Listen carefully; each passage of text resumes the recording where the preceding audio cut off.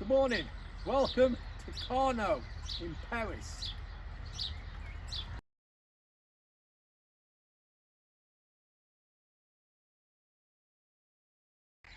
This is Robert and Lynn's neighbour, Christine.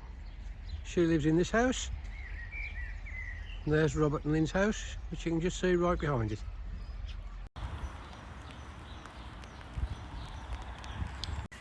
And this gimbal should hold it all. That is brilliant, that is. How that works. Not funny gimbal thing. This is Carno Station. Closed, as Robert said earlier, in when was it, Rob? Sorry, what are you asking? Reset that. When did the outtake? When did the station close? Well, the station closed in 1960. It was opened in 1863 on the Cumbrian line. Obviously, you can see Cambrian line. Cambrian line. You can see it was double track at the time it was opening. It's now single track, but the line closed in 1960. And it was bought afterwards, 2 years afterwards, by Laura Ashley. So the property is now owned by was owned by the Laura Ashley Foundation, and there are plans to open the station up again, or to have a station in Carno, but they can't use this building because it isn't owned by the Welsh Rail Company, whatever rail company owns it. This is our bus stop for McCuncleth, which is about 150 yards from our house. And you have a regular service from here, I believe? A regular service every 2 hours. Every 2 hours, okay, yeah. But if you're lucky, it will drop you actually off outside the house. Okay. Every 2 hours, not bad. Every 2 hours, yeah, they're pretty frequent. Pretty frequent then, yeah. This building is where Laura Ashley set up her shop. More about that in a moment. Shop. Factory.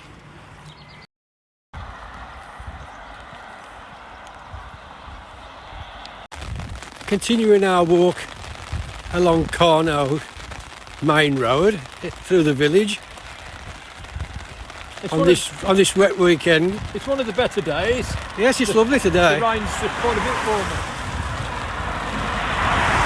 This is one of two pubs in Carno, and what is it, Rob? It's called the Tea Brith, but locals call it the club.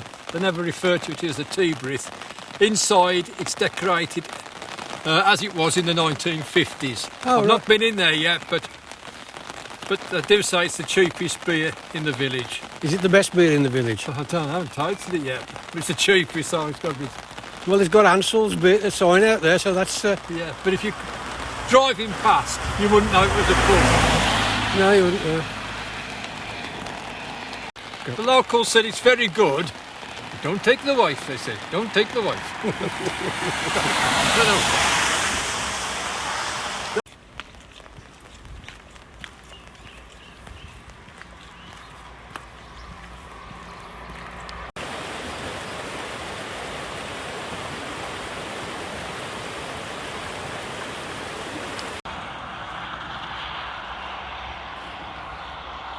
This is the main shopping area of Carno, which you can get anything you want from here. Yes, it used to be the village hall, but then the village hall moved to new premises, which the Carno family donated quite a large sum of money for, and it is now the post office and general store. If you just look to the left, Oh, hang on. that house there used to be the post office.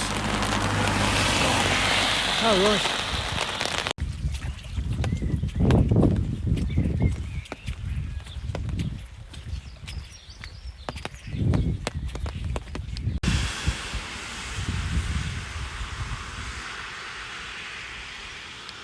Robert's just said it might stop raining in a bit. I don't know what month he's referring to, but I don't know whether it's unlikely it's going to be today. Thing is, we've got to do these things. You've got to take advantage. You can't let the weather put you off, you just got to have the correct clothing. This is the Church of St John the Baptist in Carno, and we should be able to find the graves of Laura Ashley, so we'll have a look for it in a moment and see if we can find it. then Robert can tell you all about her.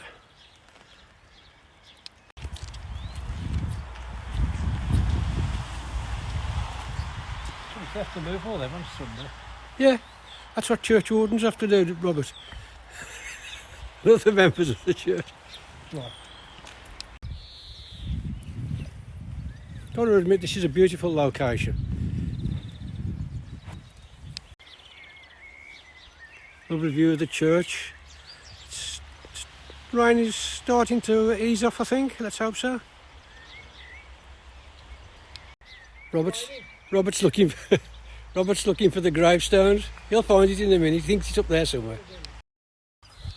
I got that bit. Oh, yeah. This is the gravestone of Laura Ashley. Right next door is her husband, Sir Bernard Ashley, KBE. He was knighted. I think Laura Ashley, I read this morning that she turned hers down. Not sure why. As the gravestone said, Laura Ashley was born in 1925 and she was actually born in Merthyr Tydfil. She died from a fall, falling down some stairs. She died in Coventry.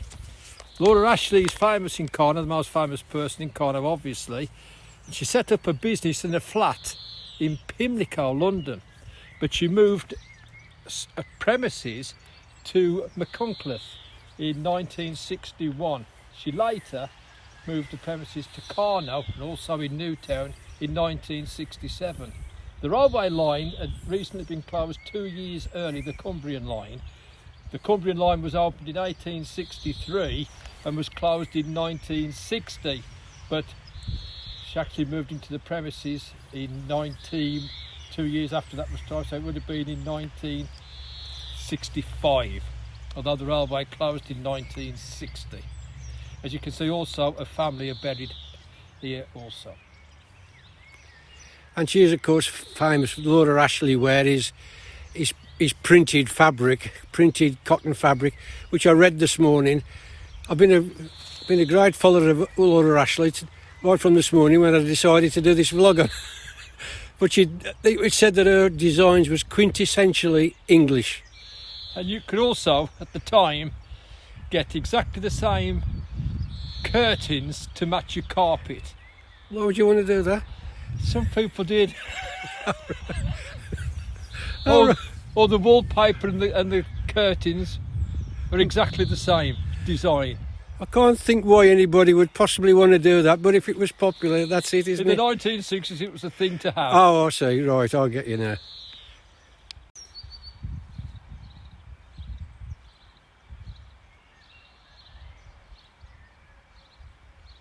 We walk out of the churchyard. Right in front of us, the white building, is the Alleppo. Now we're not allowed to go in there, we've been told, so we're not going to go in under any circumstances. This pub and church, it really marks the end of this end of the village, the western end of the village of Carno. Well, he's dragged me in the pub. I knew he would, and here we are in the garden area of the Alleppo. Very pleasant. 14. It's all there. 15. That's good on it, isn't it? Cheers, Robert. Cheers. Thanks for the We won't tell Lynn, will we? No, don't tell him. Don't tell you. You can edit this, can't you? I'll edit this bit out. Edit this bit out. Yeah.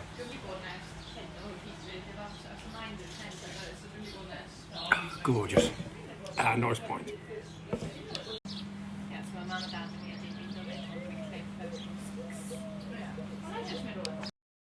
So this is Dickin and Shoned. They particularly wanted to be on this vlog of Carno, and Dickin says he is the Shoned's the co-owner. Dickin's is the handyman. He's the handyman. The best handyman in the world.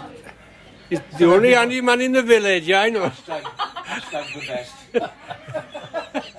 So we've got, just in a moment when we finish the drinks, we've got to go and look at Shoned's handiwork. Where is that in the bar area? We haven't been in there yet. The whole pub. The whole pub. Oh, right. Refurbished. We'll go and have a look around then if we're allowed. Are we allowed to go around? Okay, we'll go into that then. And if we advertise this in the comments below, do we get a free point? We just Possibly, if you get me enough trade, yeah. Yeah. 10,000 views, he gets I usually get 3 or 4 views. Don't forget there's B&B. B&B. Oh, B&B as well. Oh, right, yeah. We have stopped here. Have you? Yeah. Yeah, B&B. First night we came to Carno. And you was bad the next day, wasn't you? You was. You told me you were bad the next day. I was. And you had a... He was bad the next First day. chap I met in Carno was Dave. All right, yeah. Served me a pint. What brought you to Carno? I come for the weather more than anything else.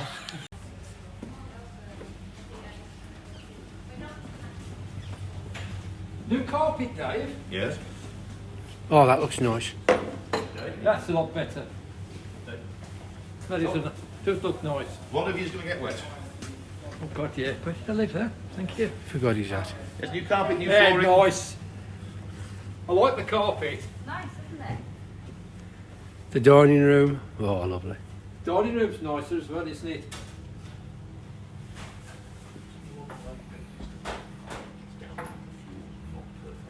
You can see the ripple in it. Who did you get the design from? You do it yourself? Did you do it? Oh, well done. Well done. All just came together. Shall I have the one with the taste? There was one bar when we first started that I was like, oh dear. I'm not sure about that at all, but it looked... It's all The room was come only together. half done at the time. It was like, ooh. Yeah.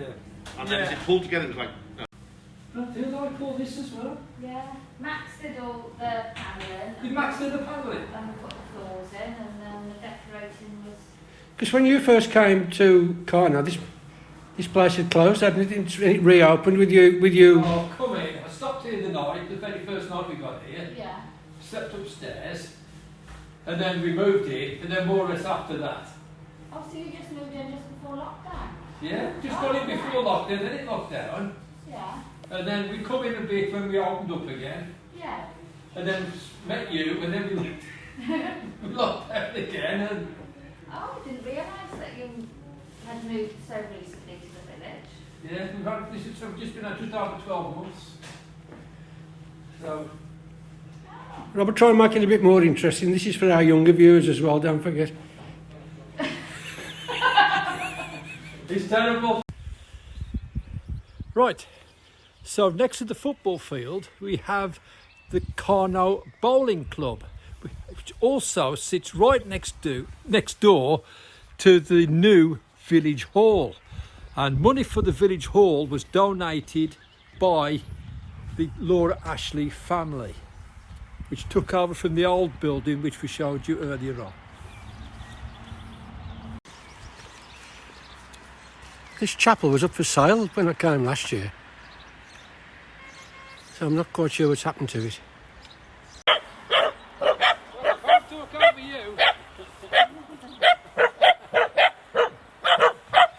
Whoa, whoa, whoa! He's doing a vlog. He's doing a vlog on Carno. Is he? All right. Very good. I've just found out about Laura Ashley, Oh, yes. and we've just been in the Alleppo. Oh, it's all been done up. Oh, have hasn't you it? been in? It's really nice, really Really nice. nice. It's more expensive than the club. I know that, but it is nice. Yeah. Oh, good. Were there many in?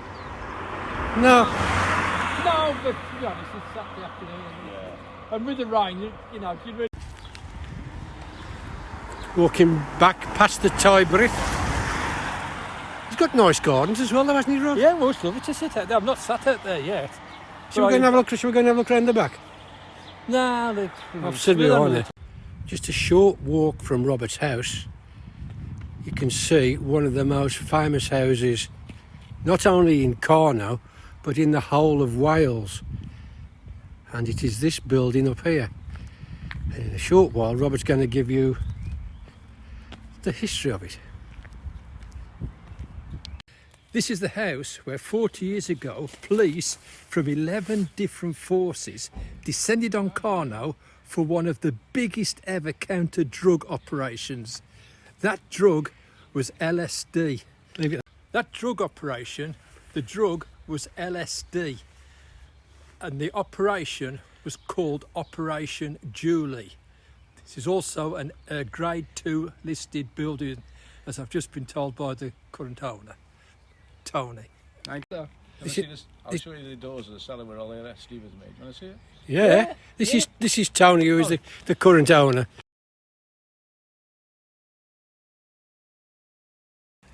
This is the door to the cellar where the manufacture of the LSD tablets were made.